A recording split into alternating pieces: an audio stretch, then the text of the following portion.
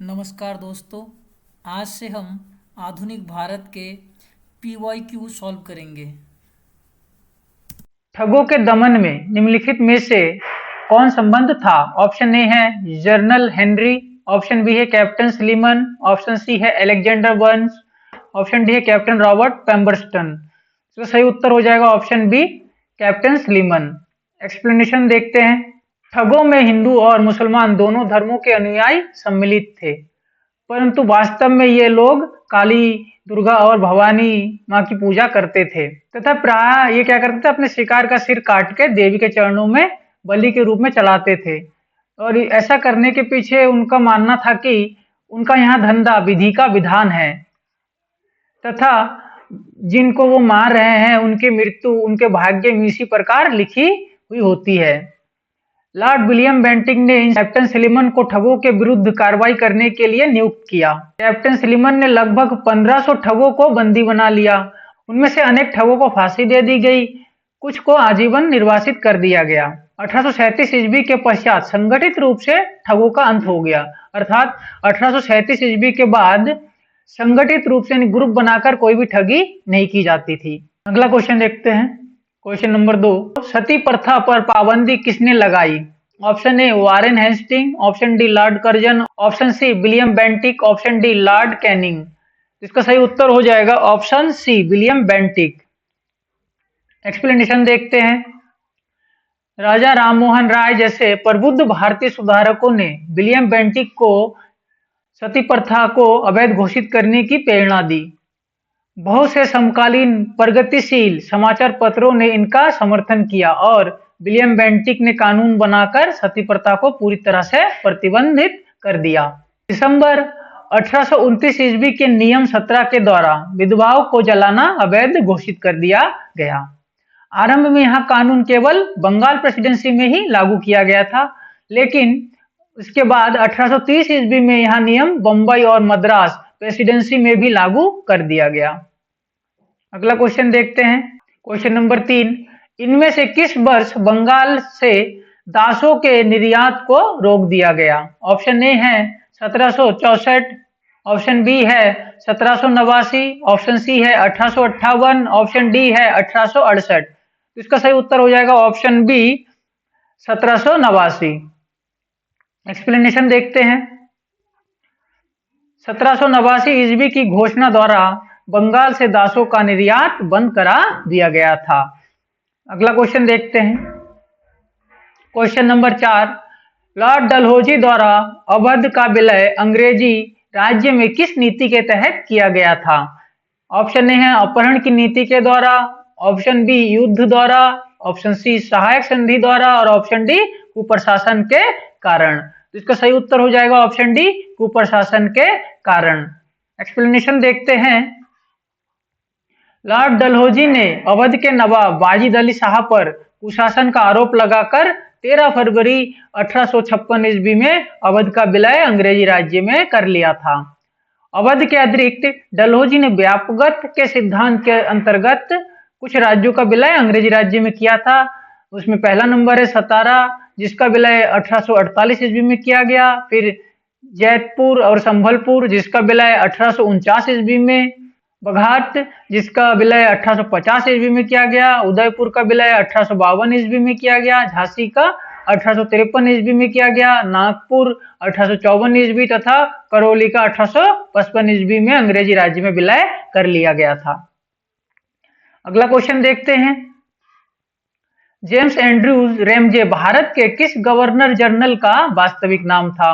Option A है Lord Dalhousie, option B है Lord Canning, option C है Lord north, option D है Lord Curzon. इसका सही उत्तर हो जाएगा option A, Lord Dalhousie. Explanation देखते हैं। 1848 ईस्वी में लॉर्ड डलहौजी, जिसे अर्ल ऑफ डलहौजी भी कहा जाता था, गवर्नर जनरल बनकर भारत आया था। इसका वास्तविक नाम जेम्स एंड्रयूज ब्राउन रैमजे था। अगला क्वेश्चन देखते हैं। क्वेश्चन नंबर 6, सिक्किम का भारत में विलय किसने किया? ऑप्शन ए है लॉर्ड हेस्टिंग, ऑप्शन बी है Lord William Bentinck, option C है लॉर्ड डलहौजी, ऑप्शन डी है लॉर्ड ऑकलैंड। इसका सही उत्तर हो जाएगा option C, Lord Dalhousie. Explanation देखते हैं। सिक्किम जो नेपाल और भूटान राज्यों के मध्य स्थित एक छोटा सा राज्य था, उसके राजा पर यहाँ दोष लगाया गया कि उसने 2 अंग्रेज डॉक्टरों के साथ दुर्व्यवहार किया है और इसी कारण लॉर्ड डलहौजी ने अपने शासन काल में सिक्किम राज्य को अपने अधिकार क्षेत्र में ले लिया। इसी के साथ साथ उसने कुछ दूरवर्ती प्रदेश जिसमें दार्जिलिंग भी सम्मिलित था उसको भी भारत में मिला लिया। अगला क्वेश्चन देखते हैं। क्वेश्चन नंबर 7, भारत में प्रथम रेलवे लाइन किस ब्रिटिश गवर्नर के समय बिछाई गई थी? ऑप्शन ए है लॉर्ड डलहौजी, ऑप्शन बी है लॉर्ड कर्जन, ऑप्शन सी है लॉर्ड वेलिजली, ऑप्शन डी है लॉर्ड लिटन। तो इसका सही उत्तर हो जाएगा option A Lord Dalhousie. Explanation देखते हैं। भारत में रेल निर्माण की दिशा में प्रथम प्रयास ब्रिटिश गवर्नर लॉर्ड डलहौजी द्वारा किया गया था। प्रथम रेल लाइन 1853 ईस्वी में बंबई से ठाणे के बीच डलहौजी के समय बिछाई गई थी। यहाँ पे आपको ये सन भी याद रखना है 1853 ईस्वी, क्योंकि कई बार क्वेश्चन में ये भी पूछा जाता है कि प्रथम रेलवे लाइन भारत में कब किस सन में बिछाई गई थी, तो 1853 ईस्वी में बिछाई गई थी। अगला क्वेश्चन देखते हैं।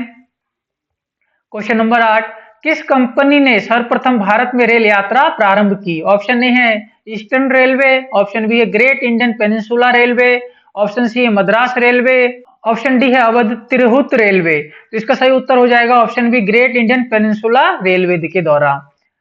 एक्सप्लेनेशन देखते हैं। 1853 ईस्वी में बंबई के बोरीबंदर स्टेशन से ठाणे के मध्य भारत में सर्वप्रथम रेल यात्रा का प्रारंभ ग्रेट इंडियन पेनिनसुला रेलवे द्वारा किया गया था। अगला क्वेश्चन देखते हैं। क्वेश्चन नंबर 9, ब्रिटिश भारतीय राज्य क्षेत्र का अंतिम प्रमुख विस्तार हुआ था। ऑप्शन ए डफरिन के समय में, ऑप्शन बी डलहौजी के समय में, ऑप्शन सी लिटन के समय में, ऑप्शन डी कर्जन के समय में। इसका सही उत्तर हो जाएगा डफरिन के समय में। एक्सप्लेनेशन देखते हैं। 1885 ईस्वी में तृतीय आंग्ल बर्मा युद्ध हुआ था तथा 1 जनवरी 1886 ईस्वी को बर्मा ब्रिटिश भारत में मिला लिया गया, जो कि ब्रिटिश भारतीय राज्य क्षेत्र का अंतिम प्रमुख विस्तार था। इस समय वायसरॉय लॉर्ड डफरिन था। मतलब यहाँ जो विस्तार अंग्रेजों ने किया ये सबसे लास्ट में किया गया प्रमुख विस्तार था। इसके बाद अंग्रेजों ने छोटी मोटी विस्तार की है, इसके बाद कोई बड़ी विस्तार नहीं हुआ अंग्रेजी राज्य का। अगला क्वेश्चन देखते हैं। क्वेश्चन नंबर 10, विधवा पुनर्विवाह अधिनियम किसके शासन में क्रियान्वित किया गया? ऑप्शन ए है लॉर्ड डलहौजी, ऑप्शन बी है लॉर्ड कैनिंग, ऑप्शन सी है Sir Henry Harding, option D है लॉर्ड लॉरेंस। तो इसका सही उत्तर हो जाएगा option B Lord Canning. Explanation देखते हैं। ईश्वर चंद्र विद्यासागर के अथक प्रयासों के फलस्वरूप लॉर्ड कैनिंग के समय 26 जुलाई 1856 ईस्वी को विधवा पुनर्विवाह अधिनियम पारित किया गया और इस अधिनियम के नियम 15 के तहत विधवा विवाह को वैध मान लिया गया और उस विवाह से उत्पन्न हुए संतान को भी वैध घोषित किया गया। तो ये रहे आज के 10 क्वेश्चन। आगे क्वेश्चन ऐसे आते रहेंगे, आप लोग इसी प्रकार देखते रहिए और जल्द ही जल्द हम कोशिश कर रहे हैं कि ज्योग्राफी, पॉलिटी, इकोनॉमिक्स से रिलेटेड क्वेश्चन भी लेके आए और कोशिश करेंगे हम करंट अफेयर के क्वेश्चन मंथली वाइज हम लेके आएंगे। धन्यवाद।